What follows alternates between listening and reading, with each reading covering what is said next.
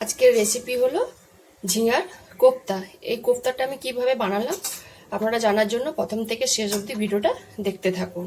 নমস্কার বন্ধুরা, সবাইকে স্বাগত জানিয়ে আজকে আমি ভিডিও শুরু করছি। আজ আমি বানাবো নিরামিষ ঝিঙার কোফতা। তাই জন্য দেখুন ঝিঙাগুলোকে ভালো করে ছাল তুলে ধুয়ে নিয়েছি, আলু নিয়েছি ঝোলের জন্য, আর এদিকে নারকেল কুড়ে নিয়েছি, আর এদিকে মশলা নিয়েছি দেখুন কাজু বাদাম, আদা, টমেটো আর কিছুটা নারকেল কুচোনো। প্রথমে আমি ঝিঙাটাকে গেটাবে কুড়ে নিব। গেটাবে আমি সব কুড়ে নিয়েছি। এবার এর মধ্যে আমি এবারে দিয়ে দেব বেসন, নারকেল কুচোনো, একটু লঙ্কা গুঁড়ো, কালো জিরে, হলুদ গুঁড়ো,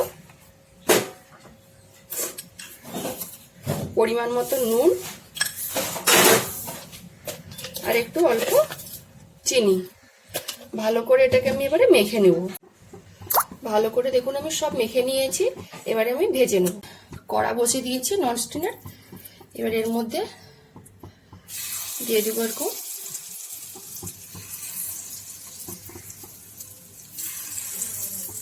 সব ভরে দিয়েছি। এবার আমি একটা ঢাকা দিয়ে দেবো। ঢাকনাটা আমি খুলে নেব। দেখুন এবার আমি এক পাশ হয়ে গেছে, এক পাশ আরেক পাশ উল্টে দিচ্ছি। সব লউটে দিয়েছি। আবার আমি কিছুক্ষণ ঢাকা দিয়ে রেখে দেবো। ঝিঙার কোফতাগুলো আমার সব ভাজা হয়ে গেছে। এবারে আমি তুলে নেব। ঝিঙার কোফতা সব ভেজে তুলে নিয়েছি, আর আলুগুলোও ভেজে তুলে নিয়েছি। কড়ার মধ্যে সরষের তেল দিয়ে দিয়েছি। এবারে ফোড়নে দিয়ে দেবো শুকনো লঙ্কা, তেজপাতা আর কালো জিরে। মশলাটা দিয়ে দেবো কাজু বাদাম, আদা, টমেটো আর নারকেল একসাথে বেটে নিয়েছি। আমি গুঁড়ো মশলা দেবো, হলুদ গুঁড়ো, লঙ্কা গুঁড়ো,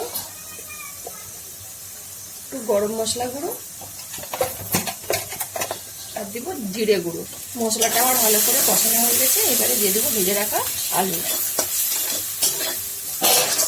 আর পরিমাণ মতো জল, পরিমাণ মতো নুন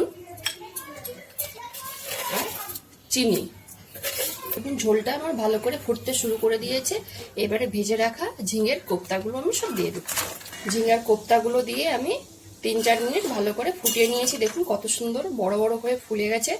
এবারে আমি দিয়ে দেবো ধনেপাতা কুচোনো